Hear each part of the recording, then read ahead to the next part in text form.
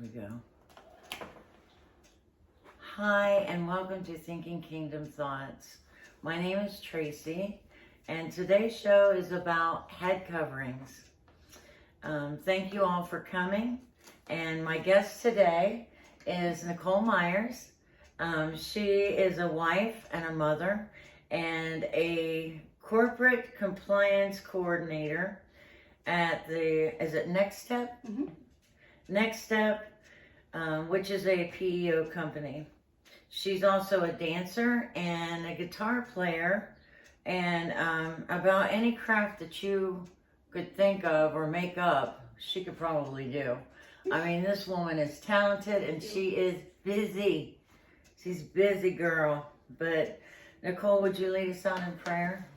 I always do a little. And I don't have mine, amazingly enough. Here, we can share. Here. There we go. This is a first. All of mine are over there. Dear Heavenly Father, I just thank you so much for this beautiful day. And I just ask that you would bless this time together, that you would bless what comes forth from Tracy and I, that you are wanting it to be heard, that it's something that you want to be seen, and that it's all from you, Father, that it's not us. And I just ask that whatever we talk about, that your voice is heard in it, it's kingdom thoughts, and that you would just guide and bless all of those listening to this cast and watching this interview, and help them to see you in it, Father. I thank you so much for all that you do for us. In the mighty name of Yeshua. Amen. Amen. That was beautiful. Thank you for doing that. You got it caught on you there. So, how long has your walk been with y'all? Okay, so it started when I was little, of course. I think a lot of people have very similar stories, and that you're exposed to church and God and Yeshua or Jesus, and at a young age, and then mine starts out the same way. When I was young, I had a grandfather who was a pastor in Baptist church. Oh, nice. And I, would go to church with my grandma and grandpa, and I remember very specifically asking Jesus to be my Lord and Savior when I was 7 years old. Oh. Actually, when I was at my grandma and grandpa's house, it was actually an uncle though who sort of led me in that. Mm-hmm. And I remember wholeheartedly believing. I know that I've always just believed. I always knew that Jesus was who he said he was, and who he is, and who God said he is. Yeah. But then I think we all sort of grow and get caught up in the world, and my story is no different. When I was a teenager, I was actually baptized at 16, and I started really, actually intensely reading my Bible at that point in time. And so it was then that I really started trying to find where I belonged in terms of church and faith, and just really reading my Bible and trying to understand things. And when you don't have a good support from the people around you, helping to guide you in that, it's really hard to find your way. Yeah. So I ended up at a lot of different churches, and nothing ever sounded right. It was all good, and there was nothing bad, but it was like nothing ever. It's like I would read my Bible, and then I would hear what the preacher would say on Sundays, and nothing ever really lined up. Yeah. And so I got really thoroughly confused, and just to the point where I just didn't even want to bother anymore. And so when I graduated from high school and started into college, and started into the whole, even though that was a million years ago, it's kind of like it is today. Yeah. All these young kids are going to college, and they are getting led astray by, all these different kinds of new age studies, essentially is what college has become. Yeah. World studies. Indoctrinating them. Yes. Yeah. And it was no different. I lived in California at the time. I lived in the Bay Area. Yeah. So, of course, that was everything in the Bay Area that's where, you know, and probably all started. Yeah, like probably between there and New York City, right? Yeah. You know, homosexuality and New Age and you know, Wicca and witchcraft and, you know, just all of those things are so heavily prevalent there. Yeah. So when I got into college and I was, you know, seeking, those things were making more sense to me than trying to, you know, make the church and the actual Bible work. Right? Yeah. And so it's because, you know, you're told so much, especially when you're growing up, by, you know, you know, and it's not maybe as much as today as it was back then. And things change so much, and that's what's so hard about it. And so, you know, making it all sort of reconciled, you're just told, well, that's just the way it is. Yeah. You know, that's just the way it is. Right. And it's like, well, but you're still not explaining to me what this says. And I'm sorry, this is my phone, but it's where, you know, I read my Bible. Your Bible.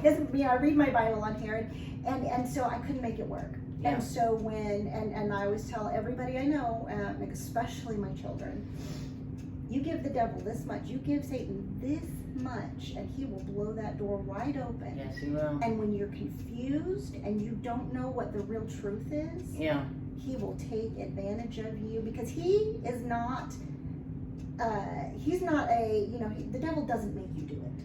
What he does is he's an opportunist. Yeah. He sees when you're confused, when you're lost, and when you don't know the truth, and he will put those, just like he did with Eve. Here's the little bit of the truth, but really, does it mean this? Right. Is that really what God said? And when he make you doubt what God said, you will start following him almost inadvertently, until you're following down the absolute wrong path. And of course, that's what happened to me. And it's a drifting, don't you think? Yeah, it is. It's little bit by little bit. Yeah. It's not just an overnight thing. Right. It's not this complete turnaround. It's a drifting away. Yes. That that has what had hurt my heart so much with my walk, was the drifting away. Mm-hmm. You know, but coming back was beautiful. Yes, yes. The coming back is the beautiful part. Yeah. Which sometimes is a little bit of a drifting back towards as well. And, you know, there's all kinds of stories when you hear about people coming, you know, back to God when they left, and sometimes it's an overnight immediate thing, and then sometimes it's a little bit by little bit. But when you finally get there, that's it. I drifted back in. That's a beautiful way to say that. And then once I was in, I was all in. Yes. I said, exactly. if God was a lake of water, I would want to jump right into the middle of it and just saturate myself with Him, because I'm just so much happier now with this. Not that we don't have bad times, because we do, but we don't have to do it alone now. Right. Yeah. Exactly. And so that's you know, a lot of what really happened with me. And, you know, I met my first husband while I was in college, and he was, you know, Wiccan, but I always say he was a witch, because he was. Yeah. You know, he very much helped. Well, I guess Satan helped him to help me be led astray. Yeah. Because I was so confused, and I didn't know what the real truth was. Yeah. And when you don't know what real truth is, it's so easy to get, you know, hook, line, and sinker into anything. Yeah. And when things start to make sense to you in a way, because, you know, the big thing for especially me at that point in my life was they, you know, got me by, well, but we're not hurting anybody. Yeah. You know, we're not really doing anything wrong. We're not trying to cause harm to anybody. I'm not trying to go out and hurt anybody. We accept everybody. Isn't that what we're supposed to do, is love, right? Isn't, you know, when they bring up the whole God is about love, and that's all he cares about. And it doesn't matter, you know, if you're gay, if you're, you know, transgender, or whatever, you're a witch, or, you know, we just love everybody, you know, and that's really what it's all about. And we do.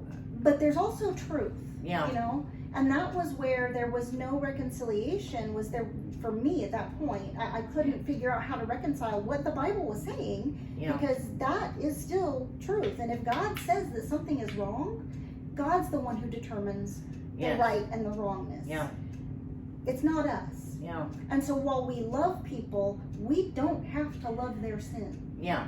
God doesn't love their sin. He loves the Right. person. He does not love the sin. Yeah, absolutely. And in Very fact, well put.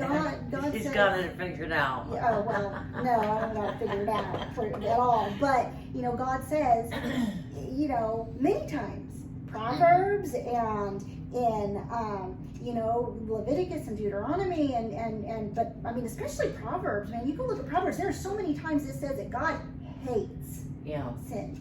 He hates those things. Yeah. And why would it say that if God didn't have those emotions? And, Right. and I'm not trying to attribute human emotions to God. He's our Father. He is the author of perfection. Yeah. Right? But even the author of perfection hates sin because that's against him. Yeah, it doesn't allow us to be close to him. It interferes with that relationship. Yeah. Absolutely. And so that was one of the things that I couldn't understand. It's like, okay, God does want us to love, right? And he does. Yeah. He is also the author of love, right? He doesn't want us to be mean or hateful. It's the whole love your neighbor as yourself, right? But here's the thing. The way that I especially look at those verses is that even Yeshua, right? Yeah. When he's asked, what's the number one commandment? Yeah. What does he say? He doesn't say first, love your neighbor as yourself. What does he say?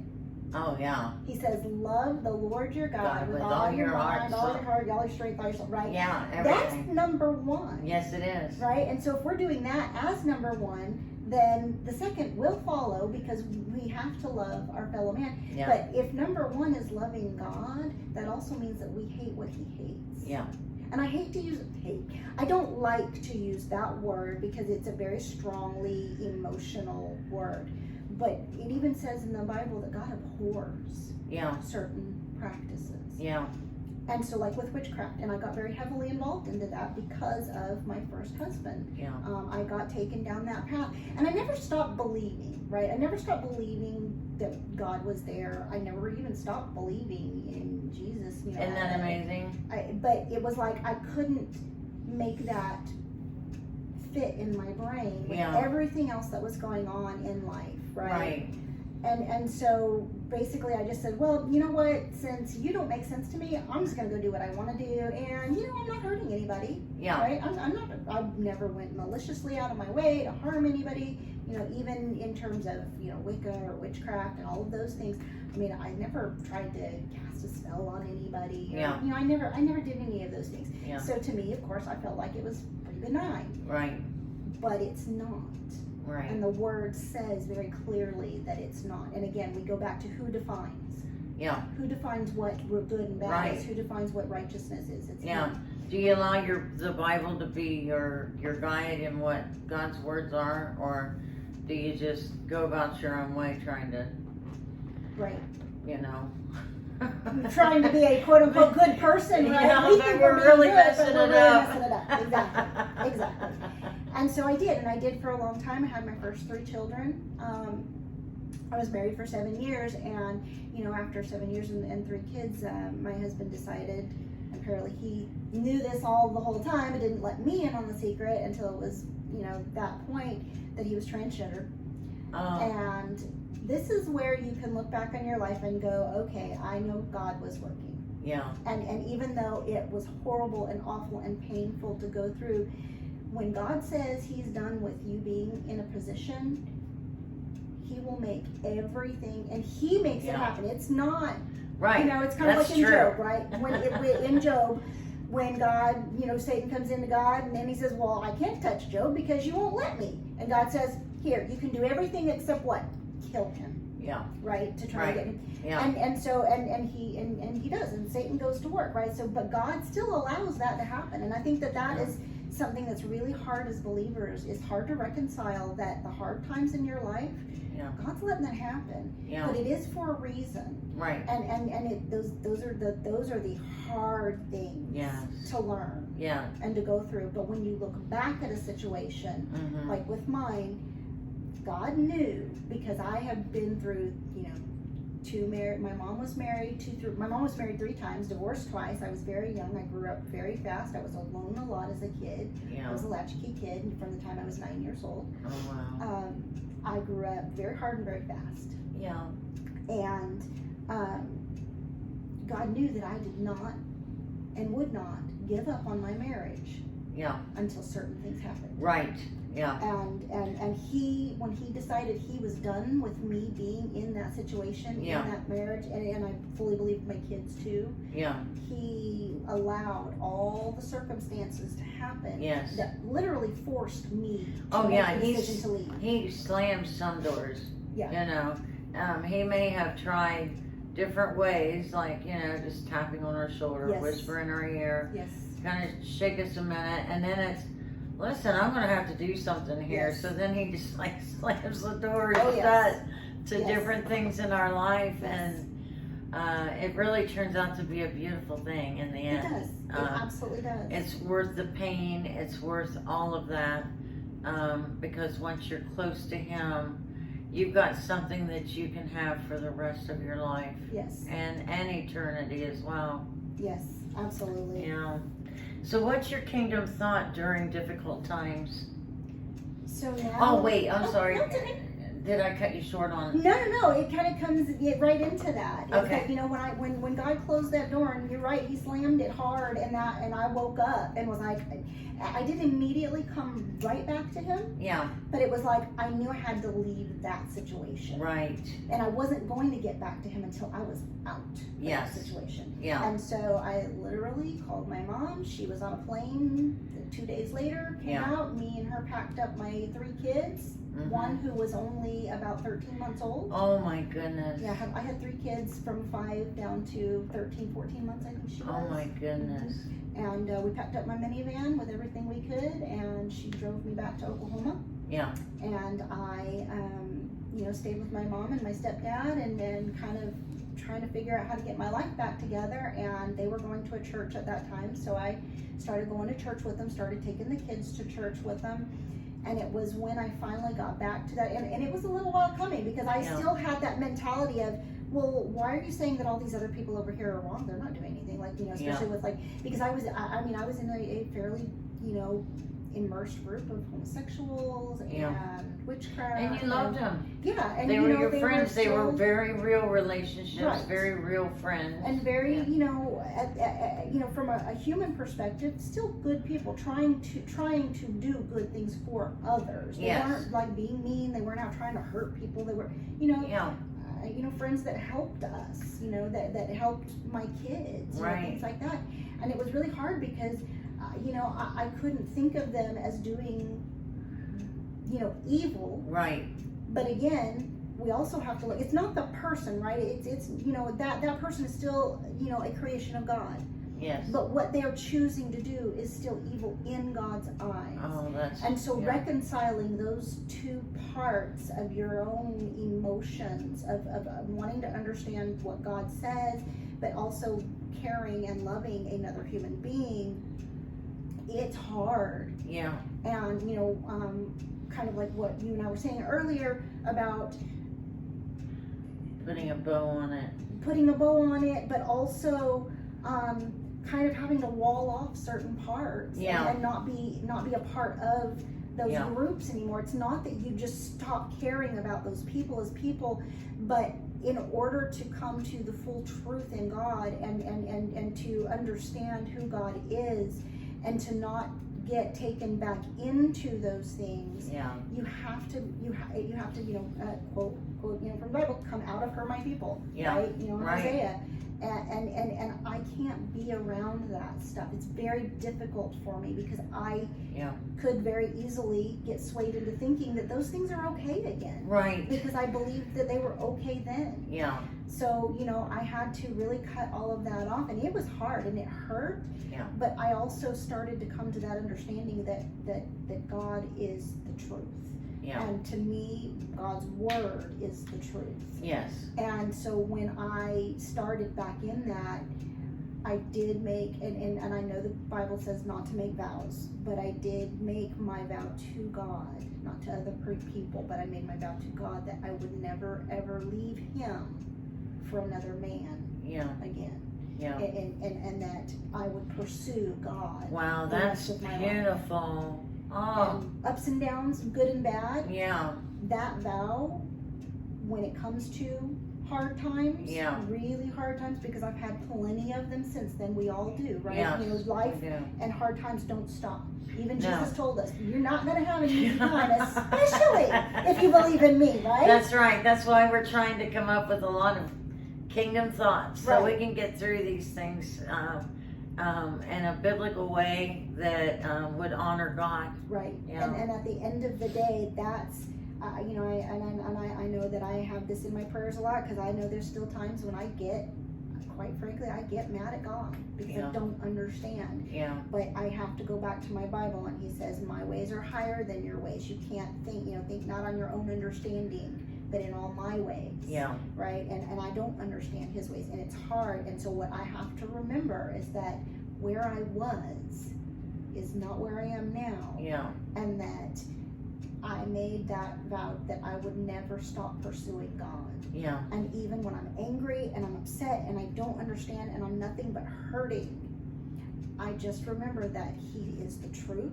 Yeah. That Yeshua is the way, and that is my pursuit. Yeah. And even if it's hard, that's what I have to keep doing. And Right. even if I don't get what I want, because Yeah. God's not just going to say, here's everything you want. Right. He doesn't give that to us. He know. makes us go through things to learn Yeah. maybe why it is that we don't need that thing that we're praying for. Yeah. Or that we might even be begging for. Right.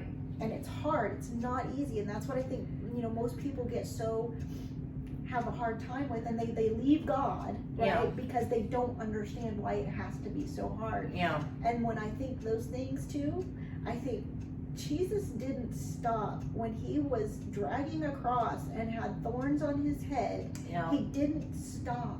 He didn't put it down and Yeah. say, you know what, God, sorry, I don't want Right. this. Yeah. He, Sorry. no, me too. He kept going Ugh. unto death. And because my Messiah did that for me, I have to remember that I can't stop going either when Yeah. the times get hard. Because if he could do that, Right. right, he's not even called me to go to a horrific death. And he Yeah. went through a horrific death. Yeah. Talk So- about a head covering. Right. I mean, Exactly. he had a head covering of thorns and Right. did that for us. Oh, how amazing. Right. And he glorified his Father in all of that. Yes. So, Those are my kingdom thoughts, is just trying to remember those things, that my life is a piece of cake yeah. compared. Right. And even looking at my life and looking at other people's lives, Yeah. it's still a cakewalk, you know, and I have to remind myself of that, Yeah. you know, and I think that's just human nature. I think Yeah. that we all go through that as humans. We look Absolutely. and, you know, see lives that other people have, and we think, gosh, why can't my life be like that? Right. But nobody has a perfect life. No. Nobody We does. really don't. And at the end of the day, it's not about your life or my life, it's about his life. Yeah. Yeah. And that's what we gotta remember. Right. And it's still hard. Yes. But I know in my heart and in my soul that you know, he has saved me more than once. Right. From things that And that's beautiful. I shouldn't have been saved from. Right. Yeah. So He's a mighty and an awesome God, for sure. So, how did you get started with the Torah observancy? Because you're in a regular mainstream church, and you've got your 3 children there with you. And how does this place together with the Torah observancy? So, you know, that was still the next 10 years of my life coming, right? I was still in the same place from a brain reconciliation process, right? I was still reading my Bible. I got involved. I started getting involved in back then, liturgical dance, and I started playing guitar, and I started playing with our worship team. And all things that I loved, and I knew because of those things that that Spirit was there, that God's Spirit was there, that the Holy Spirit was in that, and I felt all of those things, and those are the things really that kept me pursuing at that time, even though I couldn't reconcile what I would read with what I was being taught, right? Because there's still most mainstream preachers and pastors, they cherry pick 2 or 3 verses, and they make up what they want about what those mean. Yeah, their interpretation. Right. And they use them and they apply them to life today. Now, granted, we need to be able to take the truth of the Bible and utilize it to live our lives today. But sometimes the truth that, I say quote unquote truth that they try to make that to mean isn't really what it meant back then. Yeah. And if we can't start understanding that in context, right, it's much harder to actually really truly in truth, right, in spirit and truth, apply it to our lives today. Obviously. And so, you know, I still struggled with that. I absolutely did. And nothing really made complete sense to me. But what I did know was that when I was worshiping him through my dance, through my music, you know, that I knew was real. Yeah. I felt that. Yeah. And sometimes you have to feel that before you can start making the other stuff make sense. Right. Right. And I think when you hear truth, I've said this over and over, when you hear truth, you know it's the Something truth. starts to ring in your spirit. That is truth. Right. So, you know, again, that's what really drove me to just continue to pursue God, because again, I knew that that's what the truth was, even though I couldn't make the text and the other make sense, right? Right. So I just kept going with what, you know, I knew in terms of worship. Yeah. Right. And so that was really where my life was with God, was really the worship part of it. Yes. Which to me is you know, definitely a massive major part is our it's worship. Huge. It's we have to huge. have that, and because I think that's, you know, as much as when we read and we understand his truth and we understand his word, there's something that takes place when you're worshiping, and you know, obviously that worship looks different for different people, but you know, when we're in that heart of worship, it's more of a spiritual just overtaking when everything is just surrounded with nothing but that interaction, right, between you and God. And it's kind of like I always tell people when I dance, especially now. Sorry, I'm taking the long road around. That's okay. You know, a lot of times people, you know, get just overcome by emotion and will start crying and weeping and things like that in worship. And I have been there in the past. But when I dance, I literally cannot feel anything but joy. Yeah. It shows. Like that, because it shows. I have been mesmerized. I just was like, that's beautiful, the way she is worshiping God right now. You can see her on the dance floor, and I'm telling you what, it's beautiful. It's, and you guys may have seen it as well, at grafted.faith. And I'll leave the, website up on the description of this, but, on Saturday nights, we worship. And we worship hard. Yes, we do. And it's a beautiful thing. It is. It's so beautiful. I love it. And you know, as much as I've worshipped in the past before Grafted, it's never been this amazing. Yeah. And what was missing for me was that dance part of it. I've always been a worshiper in terms of singing and again, like playing on the worship team band. Right. And I love doing that. Yeah. But my heart and soul is in the dance part of it. And so when those were brought together, it's literally nothing but pure joy for me to be able to do that. And I don't even really think about anything else outside around me. Yeah. Except for what I'm doing in that circle and dancing and worshiping. And you know, that's those times when, because I have other times when God hits me with the emotions and makes me, you know, fall on my face crying. Yes. But when I'm dancing and singing and worshiping him in that, it's just joy. Yes. It's just joy. And that, and I live for that. And you know, sometimes I kick myself because I'm like, why don't I even do this at home? I don't have to be at church to dance and worship him. I do this at home. Yeah. And, you know, we get so caught up in our daily busy lives with work and kids and taking care of the house and whatever. And I don't do it. And you know, so sometimes I have to just, and it's so funny because I do this because Chloe loves this. Chloe's my youngest daughter. She's only 12, and I'm so thankful I've still got, a few more years with her. All my other babies are pretty much grown up. Yeah. And so every now and again, like on Sundays, we'll be cleaning house or something, and I'll turn on the worship music, and then we'll just dance around the house. And, and dance and sing together, and that is just so joyful. Yeah. And, it doesn't seem like work. Yeah. When you're doing that, it's fun. It takes the work out of the work part, because when you can still be working or focusing on God. Yeah. And Yeshua just makes it easy. Yeah. And you get through it and you're going, I feel blessed. Yes. Now, I mean, I still don't like doing laundry. Not gonna lie. I enjoy doing it, so bring yours up and I'll do it. I know. I'm so thankful for my husband, Judson. I will say this. He is so awesome. He does almost all of our laundry. Wow. Now, I will do like on Sundays, I do like the towels and things, tassels, but like with my laundry, I wouldn't have any clothes to wear if that man didn't do my laundry for me every week. So he's so good about that. Yeah.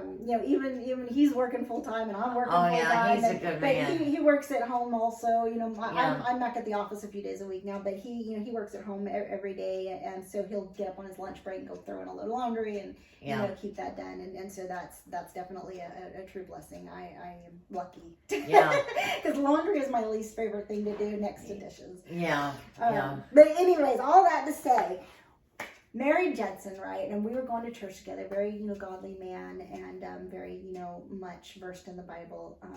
He grew up Southern Baptist. And so we moved out to where we're at now, Blanchard. We live out in the country, got 5 acres of land. And he has a friend who he worked with at Dell, who basically came into this walk as well, but before. And basically, him and Judson, would talk. And he, one day, he just challenged Judson to read a book it's a book called Restoration, put out by FFOZ.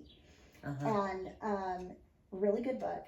And he gave that book to Judson, and he challenged Judson. He said, so tell me in the Bible exactly where it says that all the laws were done away with and that we don't have to eat clean and, and all of those things. Yeah. And from a kid who grew up as a Southern Baptist deacon's son. I mean, his dad was a deacon of the church. I mean, he, and he really does know his Bible very, very well. Like, he knows what it says. He thought he knew some of what it said. Yeah. But he was like, okay, so he took that challenge to heart. Yeah. And he started studying it out. And he read that book. And he was like, you're right. Wow. And so he gave me the book, or he's like, if you want to, you can do this. I'm not going to tell you have to do this, but here's the book if you want to read it too, and everything. And when I started reading that book and started, really thinking about what the Bible said and everything, but especially when I read that book and it was made, like kind of all the bullet points of X, Y, Z. There's just like that aha moment, and you're like, oh my gosh, this is what I've been missing my whole entire life. Right. If they had started telling me this back when I was a kid, there would have never been any confusion. Yeah. None. Right. And so for me, and of course it was funny because I was hey, let's go jump in the deep end. I don't care if I can swim or not. I am there. Let's do this. It's like the kids got to do this, and we got to do this. And because to me, it just made sense. Yes, it's like true. When that truth rings in your spirit, you're like, oh, I get it now. I get it now. It's a beautiful moment. And it's so awesome. And so for me, it was a no-brainer. It was like, okay, let's do this. But it still took him time to kind of come to grips with it. And it took the kids are still not necessarily all on board.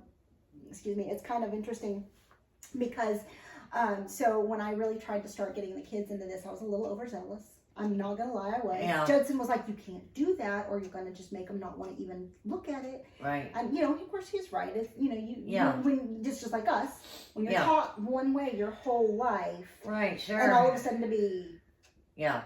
Even though there's. What do you mean we don't do a Christmas tree anymore? Right, that's difficult, and so that one is. It took me a little while to get myself in check so that I didn't hurt anybody else in the process. Yeah, absolutely. And we still have like my oldest son. He's still kind of like he he still struggles with his own faith in general, and basically all I can really do at this point is just continue to pray for him. That's right. And God will call him to him when he's ready for that to happen, just like he does with all of us. That's right. My second son, so my kids, I've got 5 kids altogether. I've got 4 that are mine that I gave birth to, and Judson's son, so my stepson. And they go in order of Chris, who is 22, Nicholas, who is 20. Those are both my oldest sons. And then my oldest daughter, Lily, who is now 18. And then Connor, who is my stepson, he is 17. And then Chloe, all up the ripe over the age of 12. Yeah. So, all together. So, Chris, being the oldest one, he has obviously had the most struggles with everything throughout our lives. Because he of all the kids, he really remembers everything. Yeah. Because he was old enough, at least at the point in time, from my first husband to remember a lot from then, and then a lot with my second husband, and so Judson's my third husband. Yeah. You know, I've got a lot of things that I've obviously done really horribly wrong in my life, but God, you know, thankfully gives us grace and all of that. But we gotta stop beating ourselves up because He's forgiven us. But as a mother, it's hard. Yeah. You know, as a mother, it's hard to forgive yourself for what you've allowed your children to go through. Yeah. And so, especially with Chris, you know, I just pray for him because I don't want him to be hurt. Sure. From all the things he went through as a kid. I want him to be able to be healed from those things. Absolutely. You know what I mean? Yeah. And we still talk, but sorry, go ahead.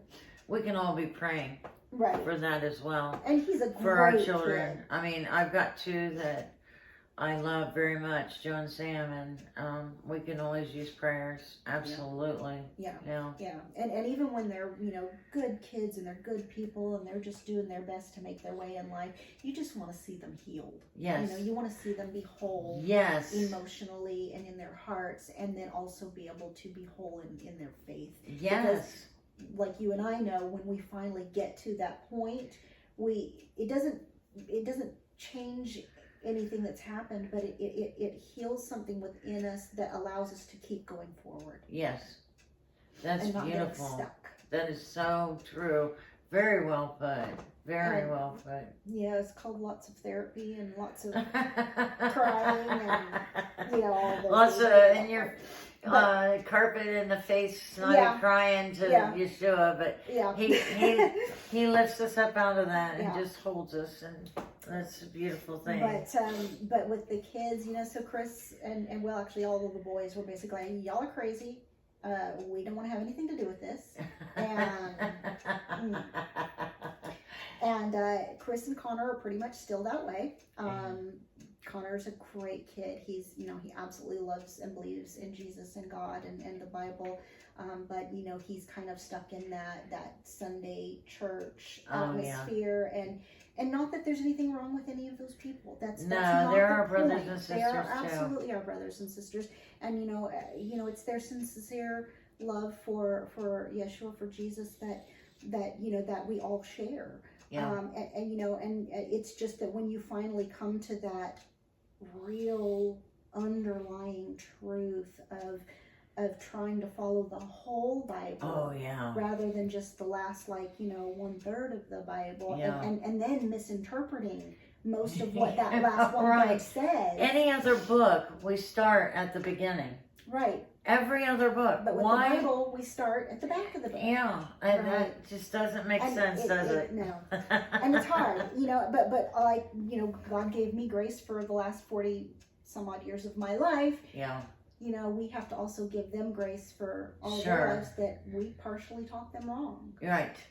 So, you know, that was a struggle for me. I'm not going to lie, because I'm like, just learn from my mistakes. Don't do the same things that I did. Don't get caught up in all the stuff that's not truth. I'm here. I finally found truth. I know. You know, why can't you just believe it too? Yeah, right? Just take my word for it. It's so hard to not want that, because you know, it's a my favorite saying that Judson has, and he always says this to the kids, but it was as much, you know, I needed to hear it a lot too. We all do this, but my favorite saying is, he always says, a smart person learns from their own mistakes, but a wise person learns from the mistakes of others. Yeah.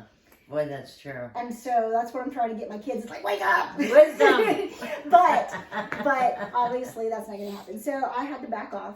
Yeah. And what's really crazy is that it's this whole head covering thing that got my oldest daughter, to Lily, to finally see it and believe it. Wow! Listen to this, guys. This is beautiful. So it was really cool because I was doing my studying. I was really trying to just start studying what all of this meant and seeing different things. And I had seen the head covering stuff from both a just regular sort of Christian atmosphere, and then of course also the Jewish faith and you know, in Judaism and all of that. And so, you know, and then of course all that comes along with just the whole modesty thing, right? It's part of the modesty is really and that's another show we need to do sometime. Yeah. Right. And so I was really looking at that and what it meant. And so that's when I started doing the head covering, which I think was like, what, your next question? Yeah. Where I got started on that. So they kind of all sort of culminated together. For me, it was like, yes, this is it. I'm going to do this. And I just started learning. I probably have listened to, I'm going to say in the thousands, literally, in the last 3 years, thousands of different teachings from different, you know, pastors and rabbis that I have, you know, gleaned from, like some of the people at Grafted have given me a couple of different names of, hey, you know, look, you'll probably like this guy, look, you know, look him up and listen to some of his teachings and teachings that I just happened to find, which Lex was one of them. And Grafted and his stuff he was one of the first people I found online that, and again, it's one of those things where you've got to have discernment. Yeah. Because there's hundreds of them out there and not all of them are. Oh yeah, that's true too. You've got to be careful. Yeah, there's some that have given this walk a bad name. Yes, exactly. Just like there's ones that give just, you know, average Christianity a bad name. Right. You know, there's always going to be. Because we're human beings. Yes, we're going to make mistakes. We're going to make mistakes. And people are going to see those mistakes and go, oh boy, you know, I thought you had God in you, you know. Right. Well, we're human beings too. Right. And we mess up along the way. Yes. And that's okay. You know, it is. He's going to forgive us and move forward. Not that we want to strive for mistakes, by no means, absolutely not. But at the same time, when those moments happen, he's there for us. Right. And we have to pray for discernment. You know, we have to pray, God, please, if, you know, when I'm listening to teachers or when I'm even reading books, you know, that are written by other people, you know, about scripture, God, give me discernment so that I hear what is truly your truth and not what this person is just trying to say. Yeah. And I've really been very diligent about that. And so I've listened to so many different teachings. And, you know, sometimes you got to take the good with the bad. Oh, yeah. To see, oh, okay, I get it now. Yeah. And so in all of that, you know, for me, it was just, like I said, a no-brainer. And so when I really started looking into head covering, I wanted to pursue that from a place of humility and from a place of honoring both God, but also in the Bible it talks about honoring our husbands. Yes. And that's something that I have not been very good at. And I absolutely take full responsibility on that. But, you know, just like all of us, it's a learning process. And so part of my Torah observance has also been learning how to be a better wife. Uh-huh. Obviously, I'm not perfect. I know that. And I admit that 100%. My poor husband struggles with me, you know, but I'm trying. Yeah. So those things were all kind of wrapped in together for me. Yeah. And so Lily at first was like, I think you're crazy. She was like, I don't even want to be seen with you like that. And, yeah. But the really crazy thing where God appoints people, right? Yeah. God, yeah, sometimes God comes down and he says, boom. Right. He comes down, he sends an angel, but I have found most of the time he appoints other people, even if that other person is not a believer. Yeah. Well, in her school. Yeah, that's true. In her school, she had a teacher at Blanchard High School. His name's Mr. Roby, and he's Jewish. Mm-hmm. He's not a believer in Yeshua, but he is a very firm believer in his, his faith in God and Torah and being an observant Jew. And he, one of the most amazing teachers I think I've ever seen in all my life. Fantastic. He's an amazing teacher because the kids at that school adore him. Yeah, that's huge. Adore him. Yeah. Everybody loves him because he's just such a good-hearted, caring man. Yeah. And good-hearted, caring teacher. And he cares about the kids. Yeah. Like, some teachers just get up there and that's all they do is they just get up there and they try to teach you something and it's a job. It's a job. Exactly. Yeah. It is not to him. Yeah. He is an absolutely amazing teacher and just one of the sweetest. Just you enjoy being in his presence because he's fun and he likes to tell jokes. Learning along the way. Exactly. Yeah. And he's just a very good-natured person that somebody that you want to be around. Yeah.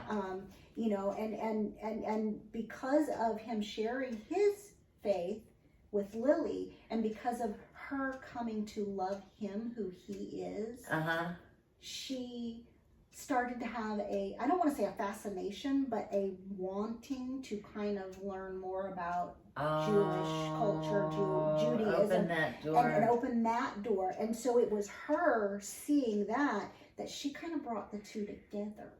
Like she brought the belief in her Messiah with what she was learning from her teacher that she loved. Right. And one day it just sort of started to make sense to her. And when so then she started researching it and things like that. And I think she fell in love with it more from a cultural aspect. She doesn't fully understand the spiritual part of it yet. But she'll get it. It'll get there. It's because sometimes it's just that stepping off point that we all need. But it was at that point that she was like, okay, yeah, we should eat clean. Yeah. We should be trying to do this. Now, I'm still working on her on the Christmas thing because her whole life, her Christmas is her thing. Yeah. And last year was my first year where I was like, I just can't do it anymore, guys. Yeah. I can't observe it the way that you used to because I know how wrong that is from a pagan perspective at this point. Yeah. I said, I'm not going to tell you what you can and can't do at this point in your life. Yeah. You're above the age of accountability. Yeah. You have to make your own decisions. I'm gonna give you explanations. I'm gonna show you history. I'm gonna show you what God's truth says. But ultimately, you gotta make your own decision. Yeah. And I don't want you to resent me because I made it for you. Yes. Right. So she's still kind of, but I understand that. Yeah. And she has to come to her own. But when the kids come to on their own like that, though, it's like, ooh, completely 100%. Right. And so we kind of started doing the head covering thing together. She actually likes to do it. Yeah. She understands it to a degree. Again, I think more from a cultural perspective more than a real complete spiritual perspective. But it got her to start looking at all the other things. Nice. Of Torah. Yeah. And if it's just that one thing that gets you started down that path, God will show you the rest as you go. Absolutely. It really will. Well, a lot of folks I've heard say, "Oh, that doesn't mean that to me." It doesn't matter what it means to you. It only means what it means to him. It's what it means to him. Yeah. Right. And well, and that's kind of like what we were talking about, putting a bow on things and saying, well, I've got, friends We're who still practice honoring Wicca, him. That's not Jesus' birthday either. Investigate it a little bit. Just please. Right. And exactly, kind of making something not to be as bad as it is. You got to call it out for what it is. Yeah. You have to. Right. I still do things that I know are not the right thing, and I'm working on those things.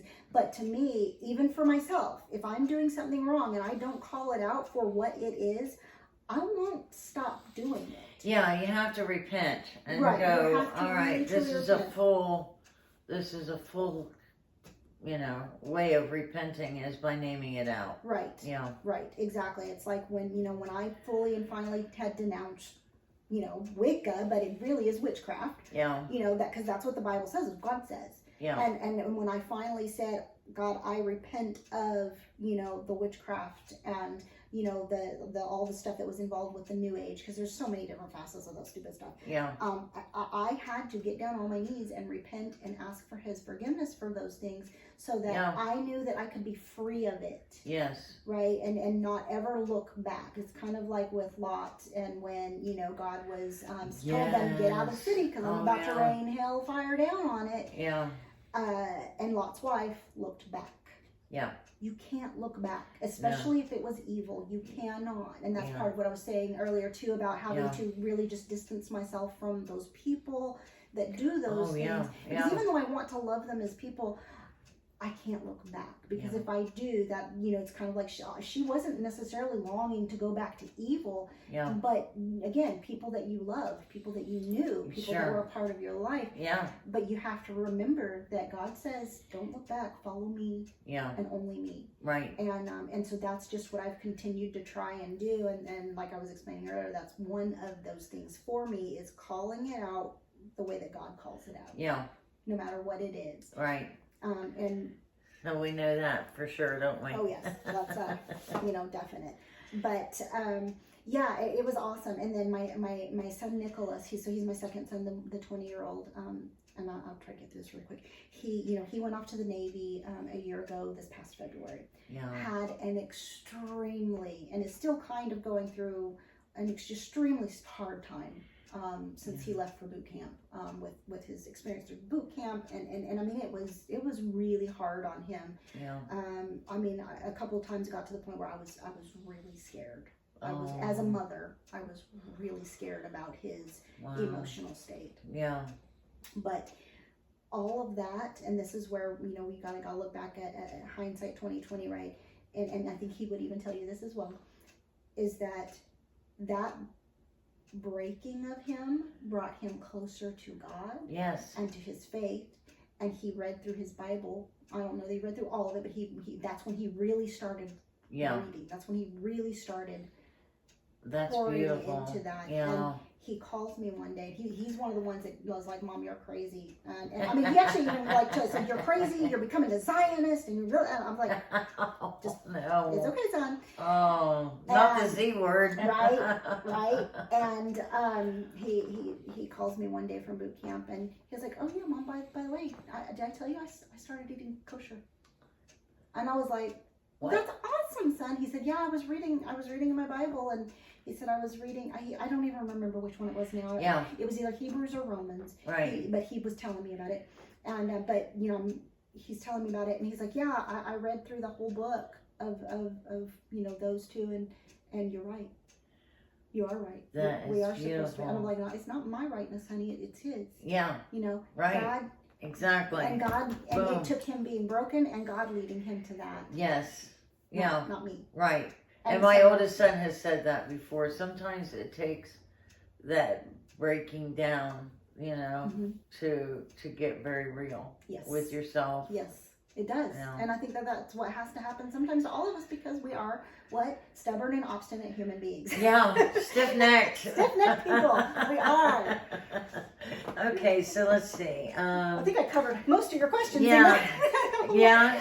Except for talking about the Bible. Where in Scripture does it speak of head coverings? So, you know, the crazy thing is that in Scripture, there's not a whole lot said about it. Yeah. So a couple of things, and some of this I think that we have to understand from a cultural aspect at that point, especially. Yeah.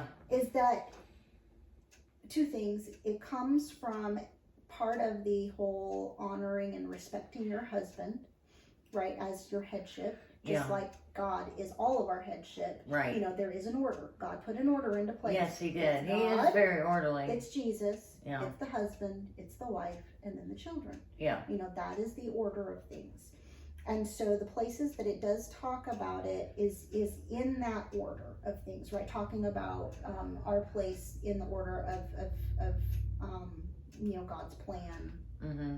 and even if you're a woman who's not married, you still have a headship in whoever your pastor is, right? You're your own person, that's but right. you still have to have that order of headship. Yeah. And if you don't, it is very easy, especially as a woman, to get led astray. Right. It absolutely is. Now, not all men are good headships. Right. And that's the hard And not thing. every man is our headship. Exactly. I've Not found every that man too. is our headship. Right. We are only responsible to that one designated person. Yeah. Right. So if you're married, that is obviously your husband. Sure. Absolutely. But if you're an unmarried woman, you don't have a husband, your only headship at that point is your pastor. Yeah. Who then it goes to Jesus and God. Right. Right? You don't have to listen to every man off the street that comes along and tries to tell you to do something. That's right. That's not how God And ordered it either. I've seen that in cults where it's every man is your headship. No. No, and it's not. Absolutely. The Bible never says that. It never says that. No. Right. And so, now one of the places in the Old Testament, I think a lot of the Old Testament, and it's harder to find it, because it really doesn't talk about it a lot. There's one specific place where it talks about uncovering a woman's head, and that's where Moses is, giving the law. I think it's either Leviticus or Deuteronomy. I just can't remember which one. I'm sorry, off the top of my head. Where he talks about if a man is jealous and he feels like his wife has been, unfaithful to him, he is to take her before the priests, and the priest would then basically strip her of her head covering. Yeah. Which I think is a dual meaning, really. Yeah. And do that whole ritual to see if she's really been unfaithful. Right. That whole thing. Yeah. And talking about that. And we actually had a really good conversation about this at Shavuot. So I think it was in Leviticus because we were talking about that specifically. Yeah. The group of people that we were sitting around with. I don't think you were No, sitting there I with don't us think when I we was did there. that. So I think that there's really a dual head thing in there. I think part of it is very much a cultural thing, and we see that throughout all of the world right now. Yeah.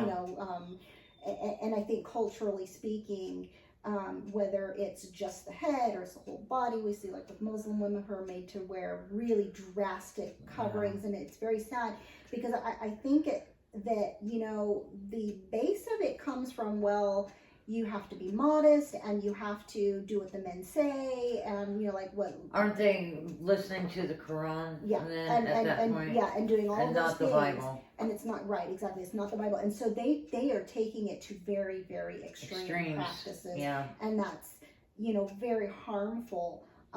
Whereas, like, if you look at it more in the like, say, more Jewish Orthodox culture nowadays, it's still coming from a place of, respect for my husband, and, from a spiritual basis. And a lot of that has to do with a headship, right? Respect for a husband. But then it also comes to the modesty, right? And it talks about it several places in the Bible, about modesty. Yeah. Doesn't it mention something about angels too, like in Genesis 6? That's, so where in they're Genesis, attracted. yes, so that where it talks about the sons of God being attracted to the sons of women, and that's supposed to be for where the Nephilim came from. Yeah. And all of that, there's a whole lot of stuff going on there, and I've listened to a bunch of different studies that have kind of gone different ways with that. It's hard because the Bible doesn't go in real big depth. It doesn't. It doesn't. Briefly touches it and moves on. But one of the best that I've heard, that makes kind of the most sense to me, and I really think that this goes a lot into more the overall modesty of women, which it's a hard thing to think about sometimes, is Tom Bradford. He's an awesome Torah teacher. I've really learned so much from him listening to his Torah studies. And he talked about that specifically. And when it says the sons of God and the sons of man, or the daughters of man, one of the ways that could be interpreted was that sons of God meant possibly, obviously this is still speculation, possibly the men, the Jewish men. Okay. So think of Bilam and Balak, which we were just talking about even last night with this week's Torah portion. Yeah. What did he say to do? He couldn't curse the Jewish people, so what did he say to do? Go to the women. Right. Yeah. bring in all these women from all these other places, and they will naturally change the man out and make him turn away from God, right? Yeah. So I think that's part of it, is that women, you know, and even from a biblical perspective, that's really important for young girls to hear. That is powerful. It is very that much. Message alone, you are directing your family in a way that you don't maybe realize, and you have a lot of power and strength in that, and it can be abused or it can be directed in a way that is powerful for your family. And for goodness sakes, just do it biblically. Right. Do it biblically. Do it biblically. Absolutely. Yeah. And so, you know, I know that today the outcry is, well, why should I have to worry about what I, you know, wear and what I do, because they should be able to control their thoughts. Right. Well, it's a two-way street. Yeah. It's not just one or the other. It takes two people to screw it all up. Right. It took both Adam and Eve. Yeah. It wasn't just one or the other. Right. Now, yeah, because Adam was right there. Adam, because of headship, he was right he was there. held the more accountable, right? But Eve was still accountable. Thank you, Eve, for childbirth. Yes. Right? You know, baby childbirth. Those of us who've had babies, we know what they're talking about. Yes, we do. You know, so what I think most young women today don't really understand is that there's a dual aspect there, and I think that for like head covering in particular, I think that it kind of all goes together with the modesty. Now, do I think that we need to be clothed up to here and down to our toes and stuff?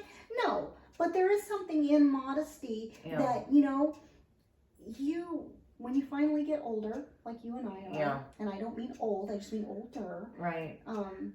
You start to realize that I don't want the whole world seeing my whole body. Let's leave it a mystery a little bit. You know, let some things be fun. Let's have something that only my husband gets to see, because then that also comes into that respect for your husband. Yeah.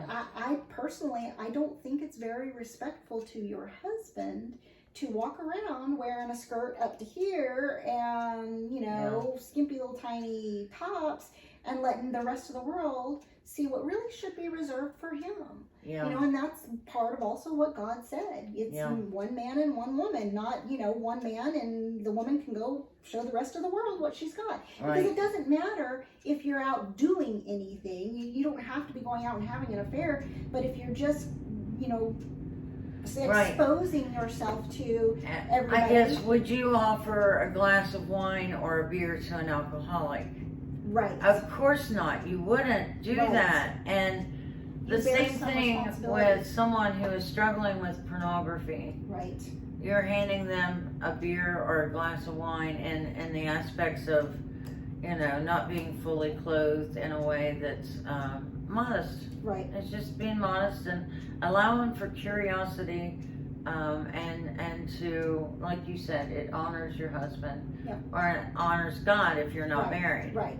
So. And it honors God both ways. Yeah. Right. Yeah. And so in the Bible, and Paul talks about it too, specifically in Corinthians, that 1 Corinthians 11 passage, where Paul goes off about the whole women need to keep their head covered in prayer and prophesying. Yes.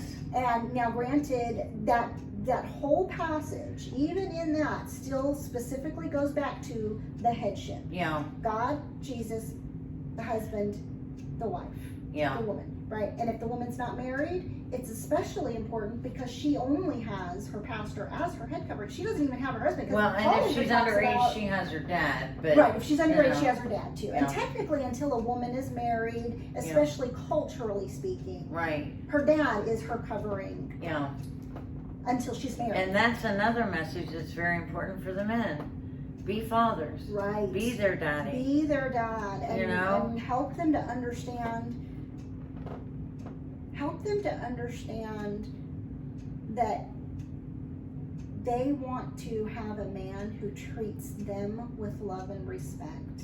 Yeah. And getting the love and respect from a man is not by showing them your body. It's from being a good, godly woman. Yeah. And Back to that powerful, yeah. You know, so all of those things go into play, from covering your head. And, you know, and Paul talks about it in that passage too, that God gave women our hair for this is our glory, right? That God gave this to us for a covering. Yeah. And it's part of, and that also goes back to what God says back and it says judge for yourself as well, right? Right, it doesn't, but, you know, it goes back to, you know, when God gives in Leviticus, and God's telling us, you know, where Moses is telling all the people, here's God's rules, right? Yeah. And two of those rules are: men, don't try to look like a woman. Right. Women, don't try to look like a man. Right. Right. Don't wear the garments of the others. I think it's kind of more specifically what it says. But I think that also too goes to long hair. So like when we see all these movies and things with Jesus with long hair, I'm sorry, but Jesus was a good Jewish boy. Yeah. He would not have had long hair. He just wouldn't have, because that was not part of their culture. Okay. The only men that were told to grow their hair long were the Nazarites, like Samson. Right, because they were doing the Nazarite vow. Right. And it specifically talks about that in the Nazarite vow. Right. Yeah. And Samuel did do that. He didn't drink wine, even in the womb. He did not get wine because, you know, she didn't drink during the whole pregnancy. Right. So. And so that's, you know, God's very specific about those things. And so, you know, Paul talks about that, you know, a woman's hair being her glory. And I've gone through my days of wanting really short hair and things like that. But I've also learned that, you know, what God says is for a reason. Yeah. And sometimes we don't always understand that reason. And part of, you know, our glory is not only, you know, as a woman. Yeah. Because see, here's my thing too, and I've always been very passionate about this. I hate when women are told that it's all their fault and that there's something wrong with them because they have a body and they have a woman's body, but you know what? God made us that way. Yeah. Now, did he make it so that we should show that off to everybody? No. But he still gave us those things, and we shouldn't be made to feel bad because we have those. But we also have to understand that it is powerful. Yeah. And we have to be careful with that. Yeah. And it's, I'm going to say, more even for our protection than it is from man's protection or anything else, because as a woman, I fully and firmly believe that God made us who we are to be women, not to be women trying to be men and trying to do all these other things that, you know, and if you want to, okay, cool, that, you know, you have to work that out for yourself. Yeah. But I don't want to take on the responsibilities that a man is given by God. Yeah. I've got enough of my own responsibilities to God as a woman. And so if I use what I have that we know is powerful, I'm using it wrong. Right. And then I'm going to ultimately get hurt. Borderline witchcraft. It is, because we're using it as power over men. Right. And when we use it as power, it still ends up hurting us. Yes. It sure does. And I have been hurt plenty by plenty of men, and I'm not saying it's all their fault, but it's also not all my fault. There's again two-way street. Yeah. I used my power. I did. I was, you know, totally messed up as a kid for a while. Yeah. And I used that as power. But we've all made mistakes. Yeah. We've all done it. But in the end, I was the one who really got hurt. Yeah. You know what I'm saying? Yes. Yeah. And hear that, girls. Hear that. Yeah. And guys. So, sorry. That's okay. Could you demonstrate some of the ways that you do head coverings? Yeah.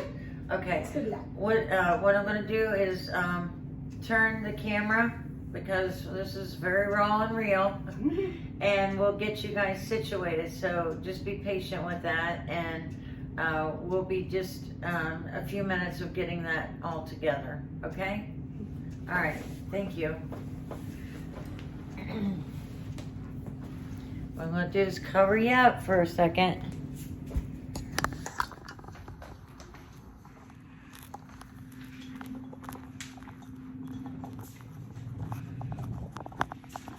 All right. Can you help me out on adjusting where this goes? Whoops. Sorry guys for moving you around so much. Okay, maybe scoot it back just a little bit. A little bit? Yeah. A little bit body than we are my head. Oh, you want it up? Tilt it up just a little bit. Yeah, because it's kind of low. There we go. That way our heads will be more in the Okay. picture. So is that good where it's at? Okay. Yeah. All right. So, and this is where my daughter really also started to inspire me a little bit, as she started looking at a lot of different ways to do head coverings, as she started looking of videos. And one of our absolute favorites, and Tracy, if you're able to put links in your Yes, I podcast can. later, I will make sure that you have this. But it's called Wrapunzle. It's WARP Rapunzel. So Wrapunzle. Oh, but cute. I'll make sure you got the link. But they are really wonderful Jewish ladies, and they have a website that sells all kinds of head coverings. And Tichel stuff. Tichel. Yes, And Tichel Tichel And there's Tichel also are actually Torah observant as well. So. yes, and then these ladies, they're more Orthodox Jewish. The Okay, Rapunzel gotcha. ladies. But just in terms of learning how to do head wraps and looking for some really nice, items. So like a couple of things, because when you start wrapping your hair, it's really hard to figure all this out. Yeah. But a couple of things that they have, especially if you don't have long hair, or even if you do, they have these little, I forget the actual Cap, maybe? they're just like a little head pillow. My daughter calls it my head pillow. Okay. They're called a volumizer or a shaper. Okay, volumizer. And I'll show you how to put on in a second. But they have, and there's all different kinds and different sizes and everything. So two really important things is that they have these little velvet like headbands, so that it helps to keep it from slipping off your head. Yeah. Because when you're first trying to learn how to do this, everything just sort of falls off. Right. And then if you don't want to use this and you just want to use just the headband, they've also got a little bit of a headband that just wraps around and velcros behind your head. Oh, yeah. And so they sell these, and then there's all kinds, like, there's some very, Orthodox women who like get these really big ones that got really big, and they do like this like crazy, amazing, huge. Oh, wow. They're beautiful. Yeah. I'm like, I think I would probably have a migraine in about 2 seconds. Right. Because they do get heavy. I will Yes. tell you that. They get very heavy. So I've kind of learned, especially because I do suffer from headaches, that I have to be very careful with how tightly I wrap, how much stuff I have on when I'm wrapping. Yeah. All of those different things. And I've gotten to the point now where I really wish that I could just wrap every single day. I do. But it's gotten to the point where my hair's long enough now and I have headaches bad enough that if I do, it kind of goes very badly for me. Oh, So yeah. what I try to focus more on at this point is wrapping when I'm going to be worshiping and praying and things like that. Sure. Or again, just doing the head covering like we did earlier, Yeah. just draping. And just kind of, I think that goes back to that respect Sure. and humility to God. Yeah, it honors God. Right. In the end, it honors God. Right. All of it does. Right. Yeah. And that's so, but it's also fun. It's fun, it's pretty. Sure. And another thing that, like I was talking about earlier about women being made to feel bad because they're feminine. I like being feminine. Yeah. I I like embrace it. Being I love able it. to, have a feminine aspect of who I am. I would And never. I I think wouldn't God want made to it trade that way. spots with them. Yeah, I really wouldn't. Yeah. Me too. And so to me, it's also one of those things that honestly, it helps make me feel feminine too when I do it, but not in a, like, I think so many young girls do today. They feel feminine where they wear skin tight clothing and, high heels and go out and, all that kind of stuff. And to me, that's not what femininity is. Yeah. It's something different about it when you're doing it in reverence to God. Yeah. And as a humility underneath Him, and showing that you that you honor God, but then if you're a married woman, that you're honoring your husband, and by also not setting yourself on display. And I think because it does talk in I think it's Timothy or about not adorning yourself with jewelry and all these things. I think that the heart of that is more about, don't go out just trying to be, getting attention for yourself. Not that those things, that you can't do those things. It's just, why are you doing those things? Yeah. Our heart. Right. It's where your heart is. Yeah. And so to me, that all works together. And as Sure long it as we're does. doing it in honor of God and appropriately for God, Yeah. you know, is the most important thing. Yeah. So Okay. anyways, just to kind of show a few little things, and I've got all kinds of different head wraps and scarves. And one of the things is sometimes you don't, you know, if you want to start trying to make it a regular habit, you know, say you want to do it on a daily basis, but you don't necessarily want to do the full, you know, big Right. head wrapping where, you know, you're going to be going to the store, you're, you know, going to be, you know, cleaning the house even. I know that, you know, Yes. sometimes you're just kind of bopping around. Right. You don't want to do the full thing. So one really cool thing is like these little headband things. Oh, yeah. This one actually was like, can I grab yours real Sure. quick? So you can get these at Walmart, and they are so awesome. I actually really love these things. They're like those, the kind of like little gaiters, but you know, you can wear them any way you Yeah. want to. So, you know, you Absolutely. can either do this one like this, if you just want to, let's say you want to leave your hair down because you got a headache like me, Yeah. but you still want to cover your head. If Yeah. that's something that becomes really, really important for you, these are great because you can just kind of, I don't think it's about not showing your hair. No. It's not about, I don't ever want anybody to see my hair. Yeah. It's an honoring thing, but at the same time, it's also kind of like keeping our bodies covered. That's for my husband. Sure. You know, if this is my glory that God gave to me to have, Right. then that's something also that is for my husband. That beauty is for my husband. You know, it shouldn't matter what anybody else thinks Right. about. And as he's unwrapping it, that's a beautiful thing. That too. Yeah. And I think there's just all kinds of beauty in that. And Yes. go read Song of Solomon. Song of Solomon. Yeah. And read it and let your mind wander. I know that's hard to say, but let your mind wander because Yeah. that between a husband and a wife, Yeah. it is the absolute crowning glory of God. Because Yeah. that's what He created us to be to each other. And as a disclaimer, if you're under Sorry. 18, if you're under 18, Talk ask to your your mom and parents. Yeah. Talk to your mom and dad. Sorry.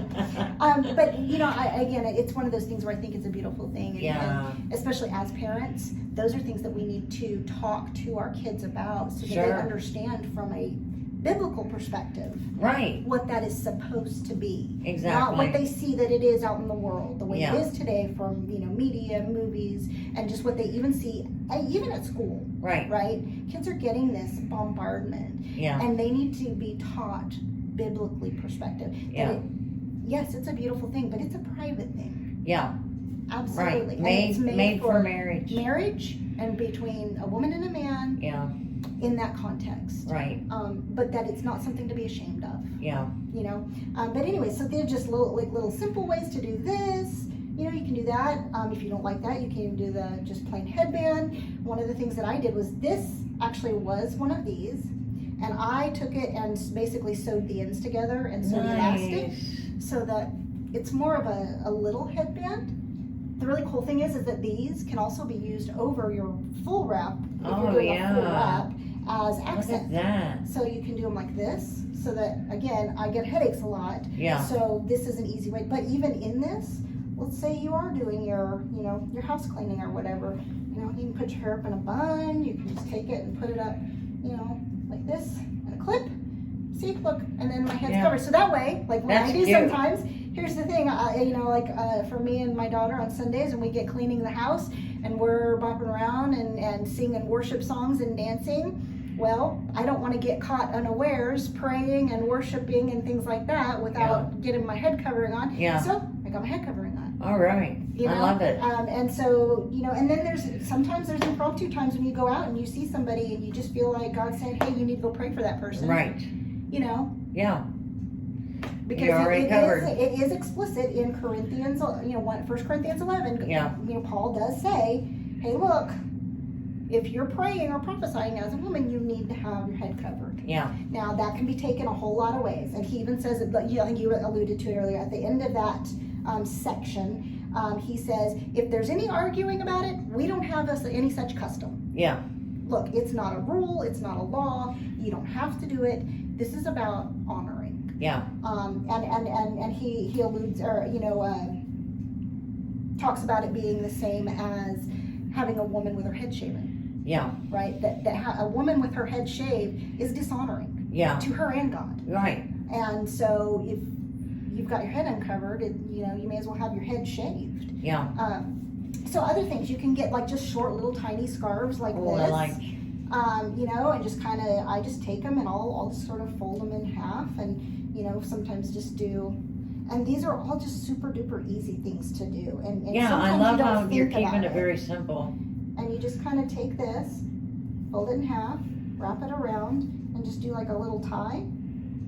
And Look at that, that is cute. Kind of very reminiscent of, you know, taking you back to the 1950s, which I love. The Oh, 50s I is love one it. of my favorite fashion times. Yes. And just having a cute little, you know, scarfy thing. Sometimes I'll do it where I'll tie it in a bow and like have a, you know. That's cute. That's how I did yesterday. I don't know if it was working as well, but. Well, so, and that's the thing, it's just this all trial and error. You just kind of have to flop out your bow, and you know, you can make it look really cute like that. Yeah. Those are things, but when you want to really do the full on, like the head wraps, a couple of things I definitely do recommend is having your velvet, headband, one way or the other.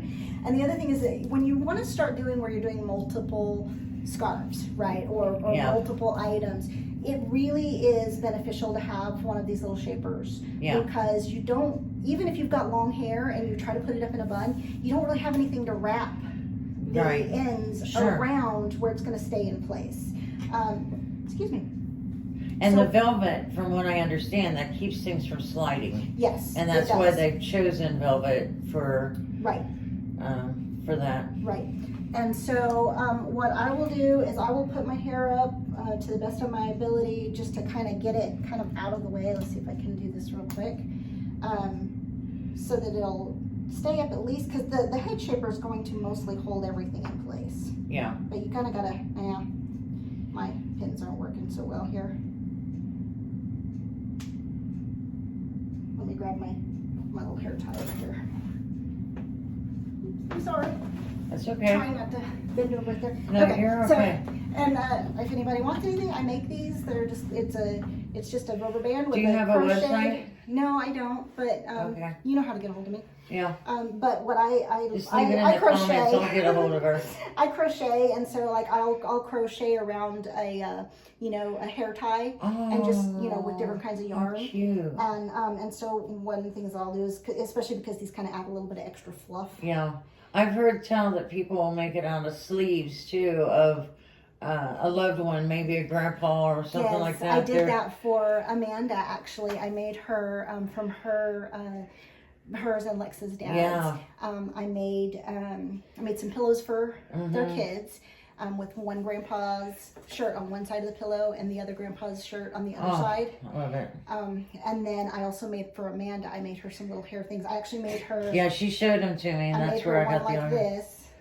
Nice. Out of one sleeve, and then I made a scrunchie out of another one. But you just kind of get your hair up the best that you can, and then whether you want, like if you've got bangs like me, or if you don't have bangs and you don't want to show either way, it doesn't really matter. You're just gonna kind of pull this thing on, and you just kind of got it. When you got a lot of hair, you got to just get it all up in there, preferably without getting too stuck. And just kind of get it around there. And yes, it looks totally funny and crazy until you get everything situated. Right. You kind of pull it up, get your bangs out of there. Now, a couple things. Well, you're cute anyway, so. Oh, a little ragamuffin right now. Okay, there we go. All right, so I like to wear mine like this. Everybody, I love that shape, and I try to recreate it without that. Yeah, it's almost impossible to. Yeah. It really just is. But so you can kind of see from the back. That's adorable. You Velcro it, and you put it like that. And this gives you something to wrap around. Yeah. Right? And then the Velcro, or not the Velcro, the velvet right here, kind of helps it keep from slipping. Now, I will say this. When you've got a lot of hair like I do, and you start using more than just one wrap, it actually will start to pull. And like my hair tends to get just kind of really like slippery. And so even the velvet doesn't always hold it really well. Gotcha. So you just kind of, it's hit and miss. A couple things I have learned is to either do bobby pins, or I think these work a little bit better because the bobby pins tend to poke through things. Oh, okay. But you get like these big long, oops, you can kind of see right there, the little jaw clips. And you just take them, once you get your, your sort of cap here where you want it to be, And I use the long ones so that they really cover a lot of Oh, space. yeah, And you sure just does. put it in there, right? And it helps to keep things in place. Yeah. Especially if this is, if you know you're getting up in the morning and you're doing this and you want it to last all day. Yeah. For me, like, I will do it, before I go to work in the morning Yeah. sometimes. And I like to, wrap even when I go to work and stuff. Right. And they've totally been accepting of that, which is awesome. And, I just know that over time it will start to kind of slide off. So this helps a lot. Yeah. You can also do bobby pins, right? And do the same thing, just kind of bobby pin it in place. It just kind of helps things to stay a little bit in place. So then you're going to take and find, how do you want to do your wrap? You can do things very simple from either going just, let's do, okay, here we go.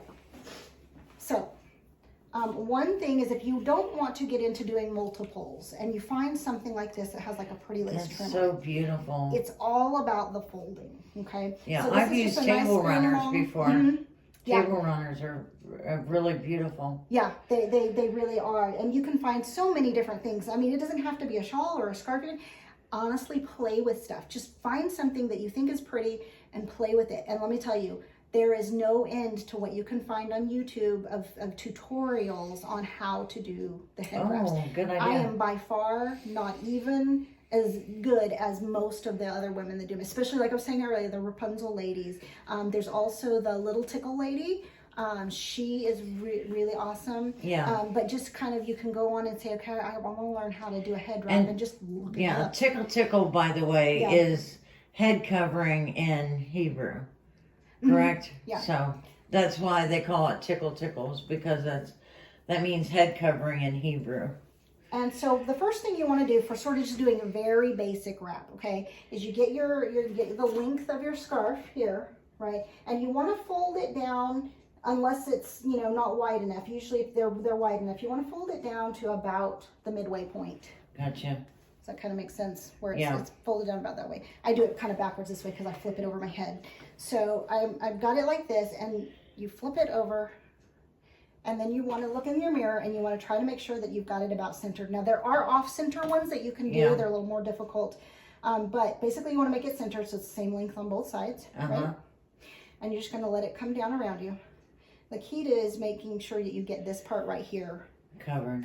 Yeah. So that it covers the edge of your, whether it's just, the plain headband or it's your volumizer shaper, you want to make sure that it comes forward. And plus a little bit of doubling over too helps to, if it's kind of a see-through wrap like this one is, it's very lightweight. Right. This gives a little bit of double coverage right there, so then you won't see all of this. And then the next thing you're going to do is you just kind of pull these two sides down. And the reason why you want to, I'm going to turn it this way a little bit. The reason why you want to do this is so that in the back and folding it over is so that it's not going so far down your back that you can't get it to here. Yeah. Because ultimately the best way to do it is to pull the two sides together. Whoops. And then basically just tie like you're going to start a bow or something, right? Yeah. Just tie a knot. And when you first start doing this, I have gotten these things tangled up so many times. So be patient, because it will get tangled sometimes. It will, absolutely. And so when you can get it sort of tied, you just want to keep it loose like that. You don't need to pull it like tight or anything, right? So from there, you can do all sorts of things, right? Okay. You can, like on this one, I've got this pretty lace little, edge. You just kind of work with it. That. That's and you cute. can turn it back this way so that you have that little lace there. Right? And then you can wrap it over. We'll do that in a second. Another thing I like to do with some of these really big rectangular scarves like that, which it's actually kind of cute to do it with square scarves too. They're really big and have a lot of fabric, and you don't necessarily want to have the bulk. You can just do like I was saying a minute ago, and you can just tie a cute little bow in the back, right? Oh, that's adorable. That is adorable. See, and then you have like, you've got your lace and your little bow and things like that. And when it's really see-through like this too, though, it's kind of funky because you're like, well, I don't really want everybody to see that. So you just kind of play with things. But you can also, instead of tying them, I like the bows. I just think they're cute. Yeah, they are. I like the bows. But you can also take this. And the key that I have really found to doing this, especially because, it's a lot of fabric. is figuring out how to wrap your ends to best wrap over your head. This little way of wrapping it, I'm going to show you, is actually one from the Wrapunzle ladies. It's called the Regal Wrap. It's pretty much straightforward, but basically what you got to do is you've got to try and fold just a nice folded end, right? You just kind of fold it in on itself so that it's kind of wide. Gotcha. Right? And then you're going to take this and you're going to pull it up and over. This is the part where it gets kind of hard doing it on yourself. You want it to come over so that it's sort of a big, nice, wide covering, right? Yeah. Across the front. You just kind of got to get it situated to where you want it. And so it's just a nice smooth. And then you pull that end around and you just tuck it into the other side. You just got to kind of find your way in there and tuck it in. Oh, that's nice. And the really cool thing about this is if you like it, you can do a nice long end and just leave a long end. Oh, and yeah. look pretty like that. And Look just at that. and then it looks, especially if you've got things with lace on them. I love lace. Oh, yeah. Lace is like one of my favorite things. Yeah. So, you know, you kind of get the little lace thing going here. You can also do, like I do a lot of times, I love little clips, you know. Oh, yeah. Like bows and, you know, just other little pretty Making it barrette fun. things. Yes. It is fun. And, you know, you can take your little, bow and you put it right there. That's adorable. And you can do it, you know, you can do that anywhere on there. Like I can even take it and turn it around and put it more towards the back here, even like that. Yeah. Right. And so That's cute. that's the thing about doing wraps is that, you know, again, I like it because it makes me feel feminine, but I think it's so pretty and there's so many just fun things you can do with it. And honestly, if I hadn't started having my headaches again so much the last like 6 months, I would still be wrapping every day because I enjoy doing it so much. I feel closer to God, like I'm more his daughter when I wrap. Yes, you know what it does for me too? It makes me think about him more. Yeah. Does that make sense? Because Yes. it's like, because the reason why I'm doing this is for him. Yes. At the end of the day, whether it's because I'm trying to honor my husband or not, that really doesn't matter because it's because God, right? Yeah. God, he's the one who said, this is what it is. This is my order of things. You are, you know, you're my daughter. Yeah. You know, and so whenever I've got my head covered, it honestly makes me think about the Father more. Right. And it makes His me be presence conscious. is there. Yes, Yeah. it makes me be conscious of him more throughout the day than I would be otherwise. So in this Regal Wrap, you can also then, you know, we got the one side wrapped around, same thing with the other side. You're just going to take a nice big, you know, wide folding from the other end.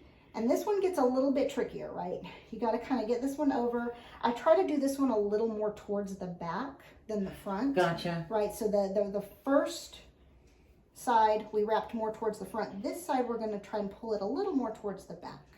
Gotcha. Right. That looks good. I found that you kind of have to just play with it and just kind of try to start tucking where you can and just fiddle with it. You just got to kind of keep fiddling with it until you can get That's all beautiful. Look at that, guys. And so this is just really simple, really pretty. And the really cool thing about the Regal Wrap is that you can do anything from putting on, here's a different one just so you can see. You can do, you know, again, you can do your little clips like that. I have these, which I absolutely love. It's just another little headband with flowers. And when I do the flowers, I just kind of like to do that them looks back so here in cute the with back. your shirt. Right? Just kind of do it. Now you can do them more in the front if you want to. Yeah. Right? But just have the little flowers. That's adorable. I am like the queen of headbands. These are just Oh a my few. goodness. Just a few. But me and my daughter, Lily, you know, she started buying headbands and scarves and things. I mean, even just little, you know, I don't, these are harder to see. Look at that. But just pretty little, you know, with a little bit of things on them, or like, you know, beads. Another thing is necklaces, which I forgot to bring. I'm so sorry. Oh, necklaces. But necklaces are really cool. Like you can take a beaded headband like that and have, you know, so you can do any kind of accent. So these are really, it's really nice to do this way when you don't want to wear more than just one scarf, because wearing multiple scarves can get cumbersome. Right. You know, and I think maybe what we could do sometime is have another, you know, podcast where I can show you even more, like just focused on just doing wraps. Okay. Since we got talking so much about our All stories. right, let's do that. But these are all really cool things. So, you know, this is just very basic. You put your headbands on, put your barrettes on, you know, all of those kinds of things. But let's wrap your hair real quick. Are you sure? Yeah. Oh, it's up to you. It's entirely up to you. Yeah. But let me just go ahead and you know, it's cool because these are fun and pretty, and you can just do so many different things with them. And I know that a lot of the women in our congregation are interested in it. And it's really hard sometimes when you're trying to just figure out, what am I going to do with this? Yeah. Yeah. But it's fun. It is. It's fun. So anyways, those are... I love it. Thank you so much. Part. I really do appreciate it. Okay. Oh. You want to sit down there? Hello again. There you see me at the desk. So. All right. So what do I do? What do you want to do? What do you want? I like that full wrap, but I don't know if we can accomplish that with the way my hair is right now. Okay, I can, but because you don't have a whole lot built up right here, it's going to be hard to get it to stay for a super long time. Right. But we can try it. You want to just give it a try? See what we would can a do? hair clip, like if I went and got one of these, would that give volume to the back? Yes, it would. And even sometimes just having like a thick scrunchie like this, if you have anything like that. Yeah. Another thing, which I'm sure a lot of girls would probably know what they are, is have you ever seen those round little donut buns? Oh, yeah. Those round donut buns are really good too, but you got to get one of the big ones. Okay. And you just put your hair up in a ponytail in the back, and you know how you'll end up, you get like a little stubby like that, and you just put that bun maker over your stubby ponytail. Oh, gotcha. And you use that. Now they don't work as well as the shaper. Yeah. They definitely don't work as well. But if you have one of those work pretty good too. Yeah. In terms of just helping to give you some volume in the back for wrapping. But what we can do is do this. Well, you know what? Since we're going to be using a black scarf, because you wanted to try your. Do you want me to go one. get that scrunchie or? No, let me just see what I can do. Okay. Let me see what I can do. But we'll put this on you, Okay. and this will help keep it too. Okay. Okay. All right. Do you care how I mess with stuff? No. Okay. I'm here for everybody to learn. I'm the guinea pig, guys. All right. Now, the kind of pain in the rear about these ones is that you kind of got to feel and feel where the direction is going. Because basically, when you rub your fingers backwards, it should feel rough. I gotcha. Right? Yeah. Because if it feels rough going backwards, you got to think it's gonna stop the material and keep it and then, from running. You know, likewise on the other side, the rough, it's opposite on the other side, and that rough part's going to hold against your hair. Oh. That's how that works. Took me a while to figure that out. We learned that, didn't we, girls? So, now, do you want your bangs out or yeah, I definitely need my bangs. Okay. Yeah. I'm sorry, you gotta be careful, Velcro. I'm so sorry. That's okay. You're not trying to pull your hair. Yes, Velcro, as much as Velcro is a wonder of the world, it can also be a serious pain. So you got to be careful with your Velcro. Now, some people like their ears tucked in, and some people like their ears I like them out so I can hear. So if you like that, then when you put your wrap on, your headband on, whatever, just kind of make sure you get your ears and your hairs how you want them. Okay. Okay? All right. All right, so I'm just going to kind of pull down a little bit on your hair here, just to kind of move it backwards. Oh, gotcha. Okay. Now, you wanted to try and use your black wrap with the fringe, right? So we could see. Or the other one, whichever. This one probably is going to be easier. This one's lighter weight, so it might not be so hot for you too. Okay, so same thing on this one. See how it, like, if you hold it up here, it's kind of long, but it's not super long, width-wise. Yeah. Right? Because you want it to be able to cover from the front, but you really don't want it coming all the way down back here. Right. Yeah, you that want it to makes be sense. more like that. So that's why we do the fold. Okay. Now, and it doesn't matter if you do the fold underneath or on top, but when you're first trying to figure it out, what I started doing was just kind of laying it across my head, making sure I had everything kind of even, and then I would just kind of pull it up to the direction that I needed it. Oh, yeah. And then you can take it and you can either just fold it backwards to where you need it to be, or you can, get it kind of down there and then fold it under too. I gotcha. I think it really works either way. Okay. And again, everybody's going to have a little bit different experience of figuring out how to make it work. Yeah. I'm just going to kind of pull it down and make sure that it's fitting everywhere it needs to get. And we can adjust all of this in a minute. What do you guys think of this? Ooh, I wouldn't want to go outside right now with all of this black on, though. No. Make your head hot. Yeah, we'll fix all that in a second. So don't worry about that in a second. Okay, so we're going to get it down there. And then just kind of keep pulling it. You want to kind of try and keep it tight through there so that it doesn't slip off. We'll fix everything else in just a second. Okay. But when you're first getting this is kind of the tricky part, is getting these two. It's almost like you're making ponytails, right? Yeah. Ponytails. Getting that and being able to make your little knot back here. And that's just kind of what helps keep it in place. I have found that it's harder for me to do the knot and keep it because it actually will start to give me a headache quicker. Because of my head is so sensitive to pressure, I just have to be careful with how I do things. So that's why if you have problems with headaches or anything like that, I can probably give you ways to work around that.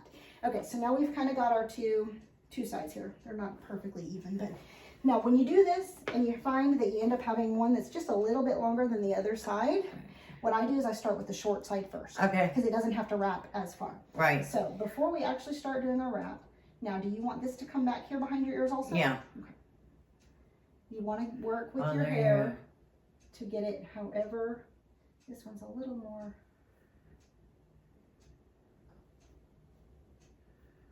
And now you can do this further back if you want to, but it will start to slide. The further back it goes. Yeah. Especially without having a shaper. So then you just kind of gotta, just kind of gotta work with your bangs and kind of get everything how you want it to be. Okay. So you. All right. Get happy with that. Demonstration reasons, so we're good. Okay. So then again, you just kind of folding your, get a little bit of a wide. Yeah, you want to try to get it flat and as smooth as possible. And now we were talking earlier about how fringe is kind of a pain in the rear to work with. Yeah. It's all about the folding. So what you have to do is you kind of get it situated where you want it to be. Get it nice and spread out, get this over here, and then now see how we've got this fringe right here in the front? Right, yeah. So then what you do is before you even tuck the back, you start tucking here. Oh, and you fold it under. You have to fold that down. Okay. But it's kind of cool though, because you kind of get this little edge like that. Yeah. And if you can get this wrapped around, and then you just kind of keep twisting. Yeah. Until you can tuck it in back here. Nice. And you just kind of got to tuck it back into that little spot. And it's solved, girls. That quick and it's solved. And then same thing with the other side. We get a nice little fold here. Okay. And then you want to kind of pull it up and over. She's making this look easy. And now this one is, because this side was a little bit longer, we don't have quite the same problem. So when you get to this point, again, you just kind of learn to fold those fringe under. Yeah. You kind of encase them in the other part of the scarf. Gotcha. Right? And you just kind of keep pulling it back. Now, when you get around to the back here, you're going to actually tuck it into the other side of the wrap that we wrapped around the first. Okay. Does that kind of make sense? Yes, it's harder to... So that those are tucked in. So now all your fringes are tucked in. All right, guys, what do you think? And then because this one's, all black, take how we did on, so on this side, how it kind of made a little bit more of a bump right there. Oh, yeah. Before we crisscrossed. Just doing a nice little, like, bow or something, or it can be down lower, it can be whatever. And another thing is taking even, if you want to go the two wrap route, or do you? Oh, you have your other pretty ones too that are when you've got these little kind of scarves like this. Yeah. These are awesome for this exact thing. Okay. You do your full big wrap right here. Gotcha. Right? And then you take your pretty, lace or whatever, and you just kind of get it where you want it on there, and you kind of make that sort of two-layer. Oh, that's beautiful. And you can do the same thing here. You can either just wrap it around and tuck it in. Yeah, right? I like that. You can fiddle with it and get it tucked in there. We're almost done. This is just sort of for a quick, get it in there and, like that. And then you've got that kind of two-layer effect without it being like two full wraps and having to look crazy. Yeah. Right? It's really nice with these ones like this too, when you've got a small little one. Let's try to do it on this side. And you do one short, one long. And you come and you do the little, like... Oh yeah, and then you just wear it down over your shoulder. Like that. That's cute. pretty too. That is. You know, and then when you've got things like this where you've got a tag, I usually cut my tags off on these things, Okay. but some scarves are so delicate you kind of can't. Yeah. And so when you do that, you just have to kind of learn how to fold them Okay. and fold them in, or if it's a tag on a big one like this, I just try to make sure that that tag is folded in. Yeah. But even like this, if you only want this one dangly, you just take this one and you just pull it back up and around. And you just tuck it in. Again, see, it's all about the got- tucking. she's got everything solved. Oh, It's all about already. tucking it in. You know, and then you still have a pretty little thing right here, you know, Yeah. or you can have the two ends. So, I mean, there's just so many things you can do. And honestly, it's all about just sit and play with it. Yeah. Just, you know, when you've got an afternoon and you're not have anything else to do, go play with it. Right. Try some different things. Exactly. Look up videos. Look at this, guys. This Because is there are so much amazing. more than just these that are awesome. Yeah. But these are just some really basic, easy things to get started with, just doing. And this right here is the simplest way, that Regal Wrap Yeah. is the simplest way to just kind of get started with a very basic, Right. smooth wrap. Yeah. And then, you know, add stuff to it. Right. You know, add, Right. your decorations, your flowers. Get your whatever. volumizer or whatever you Yeah. want to do And the and start playing. volumizers and the velvet headbands, I got all of those from the Wrapunzle website. And they've got some really beautiful scarves too. Okay. I think Lily actually got this one from there. Oh, and that's it's so pretty. pretty. That So is. they've got a lot of really cool stuff. Oh, yeah. But I will Look at tell that. you that having that volumizer makes a huge difference Yeah. in being able to get this kind of nice, Yes. you know, all around Right. wrap. Yeah, I want to It kind of makes work it it up a easier. little. And like I said, if you don't have one of those, or you know, can't get one of those, those donut buns. Yeah. work. They Yeah. do help a lot. Okay. You just have to wiggle it around and make it stay. All right. Well, thank you so much Thank you. for coming. I'm sorry for. Oh, no. For it, We taking so are, long. we're very thankful and grateful for this time that she has spent with us, aren't we? Okay. Y'all have a good afternoon, and we will see you another time. Enjoy God's journey. Yes, absolutely.